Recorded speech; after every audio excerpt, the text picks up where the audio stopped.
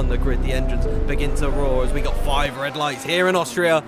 And we are underway, and it looks to be a great start for Nicholas Longe. He's going to be challenging in towards the first corner and getting a slight nose ahead. He's got the inside line headed in towards turn number 1. Can he pull out ahead of Thomas Ronhart? He slams the door on him as Ronhart begins to lead this race. Here comes Barry headed in towards the second corner and climbing up the hill. He's got a tyre alongside the rear of Nicholas Longe, and he's going to look to the inside line headed into the third corner. But then the Frenchman looks to the outside of Thomas Ronhart as Adowu and Blakely swapping positions further back behind. Now it's the downhill run towards turn number 4 as we got some more contact further back behind. Here's Josh Adowu to the inside of Fabrizio Donoso, and he could look to the inside of Barry Burman. Slight bit of contact between the pair of them, but now the Welshman tries to find the move, doesn't quite work out. Other than that collision between Samuel Bean and another driver, Jack, it has been mighty clean at the start here.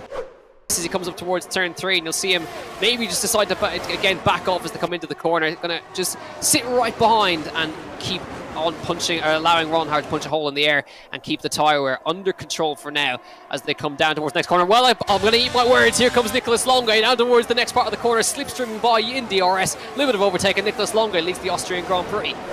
Front wing to rear wing, nose to tail as they came through the final corner. So Barry using quite a chunk of battery there. Ronhart though going to go for the swap here, as you mentioned, so maybe he heard you there, Dan. Up the inside goes Thomas Ronhart to retake the lead of the Austrian Grand Prix. He fancies to lead for a little bit. Rasmussen making the move on Josh Adowu as well for P9. He slots through and moves up into 9th place.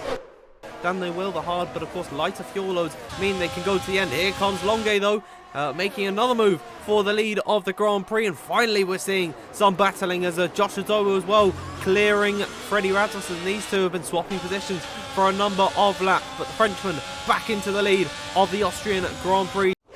I'm trying to see if anybody else up front is going to make a call to come in. Yes, Lucas Blakely has blinked and is coming in. Jake Benham as well going to follow him through. So Blakely, the first to blink out of the train up front. And he'll have the DRS from Lewis Welch as well as they come up towards turn 3. They're desperately trying to get temperature in the tyres. Kiefer not going to quite able to do it though. He comes out behind Stakelek and they will manage to hang on for now. You would imagine Rasmussen holding on to that position as well, but you can see it's got very, very tight overall as now you can see Kiefer's on the attack. He wants to make the move while he still can. Down towards turn 4, looks to the inside, swaps to the inside. Kiefer looks on Stakelek. There's contact. There wasn't room, but he gets back on the power again. Stakelek left him just enough from their banging tyres. Coming towards turn 5. Round the outside goes Kiefer. Stakelek holds his head on a switchback line from Kiefer up the inside into turn 6. Side by side through turn 6. Stakelek has run out of room and Stakelek hangs on the outside. Brilliant fight, but that would have cost them a lot of time. But again, Stakelek defends brilliantly against Marcel Kiefer. Barry Borman on his way out, Longe on his way out of the pit lane now as well. Watch for Blakely as they come up towards turn 1. Remember the tyre temperature factor here, and I think Blakely's going to do it. There he goes, past his teammate, and there's Longe on the inside as well. Jake Benham has worked his way back up into a net P2 here. Jake Benham is in with a chance, and Lucas Blakely takes the net race lead. Jake Benham now in second, Longe down to third. Donoso now in behind in his favourite place of net P4. Ronhart coming out of the pit lane. Where's he going to emerge? Is he going to be ahead of Longe? He's going to come out behind. He's not got DRS as here comes Donoso as well. He's going to get past Ronhart. Can he get by on Longe? The Frenchman defending to the inside. Chilean has to look to the outside. Former teammates now looking to draw swords on each other as Ronhart having a half look in here. Burman as well involved in the scrap, and he's going to try and make the move on the Mercedes driver towards the outside line in towards turn number 4. Ronhart could be boxed in here as the Iranian gets on by Thomas Ronhart. He's come out worse than all of the pit stops that have occurred from first, now down into 6th position. As Ronhart, he's actually closing to the rear of Burman. He has a half look to the inside. Burman dives on the rear of Donoso, and there's contact between the pair of them, and they're going to run wheel to wheel now off the exit of turn number 3. Oh, Ronhart's onto the grass. Donoso has to leave him the space, as can the Mercedes driver try and slip through. He's going to have the inside line into the braking zone. Oh, and there's more contact between the pair of them. Slight bang of rear tyre to front left of Ronhart, and now Donoso down 2 positions in the space of just a few corners. It could be 3, as now Alvaro Caraton with plenty of ERS could try and scrap with the Chilean driver, but it all got a bit intense there. I think they're going to try and calm it down for the time being, but Donoso the big loser in all of that. Neither of them really benefited from Donoso, slight mistake, and now actually Brendan Lee looks for a move on his teammate who's got the blinking red light, so he knows he's vulnerable. Ferrari on Ferrari action down at turn number 3. Oh, Donoso's off the circuit, completely forced wide by his teammate there, and it just goes from bad to worse. Really having a tough time for Donoso when it looked like he'd be outscoring his main championship rival in this Grand Prix. He's now 12th and out of a points paying position. It could still unravel for him because Saipos is going to scythe on through, and it is just not looking good for the Chilean whatsoever. And Donoso down in 18th position, and there it is, confirmation of first. Oh dear, Longue!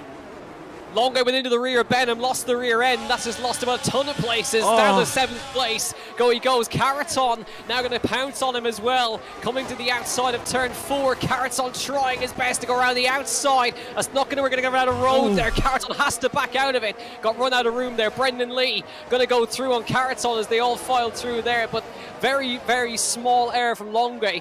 Went into the rear of Benham, but just a small bit, lost the rear, and that promotes Barry up to the podium now. 3rd place for him, and Longue drops down into 7th place.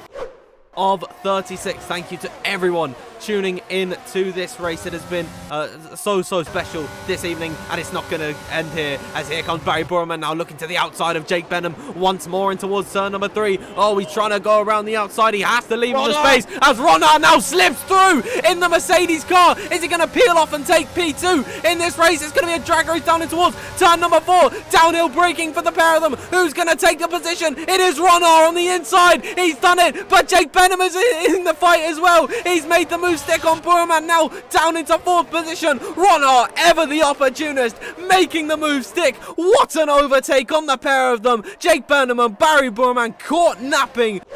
And Blakely is in trouble now as they come round towards the last corner. Can Ronard steal it from him with one more lap to go at Austria? Round the last corner for the final time. Austria has delivered a grandstand once again, and it's now going to be an absolute grandstand finish. Ronard desperate to try and get through. Blakely wants him to go through. He wants him to go through. They've cost each other time. Benham's now in the fight here as they come up towards the turn number 3 for the final time. Blakely under pressure. Here comes Thomas Ronard to the outside of turn number 3 for the final time. Can he make it work on the outside line into the next corner? He outbrakes Blakely, leaves him room. Watch for Jake Benham now on the power as they come down towards turn number 4. It's all getting very, very tight. Blakely leaves him space on the outside line. Ronard still there. Blakely's got the battery to work with though, and hangs on into turn 4. And Blakely now back to the lead of the race. Ronard desperate to get through. Longue back up to 4th as they fight for position in the background. Blakely has somehow hung on to that through turn number 4 into turn 5 and turn 6 for the last time. Will there still be a late twist in the tail down towards the last 2 corners for the last time? Ronard desperate to make it work towards the last 2 corners. What a race, what a Grand Prix in Austria. One more corner to go for Lucas Blakely. Can he hang on for a victory out of the last corner? Yes, he can. Lucas Blakely wins the Austrian Grand Prix by 0.2 of a second. Ronard is second. Jake Benham, a well-deserved 3rd place.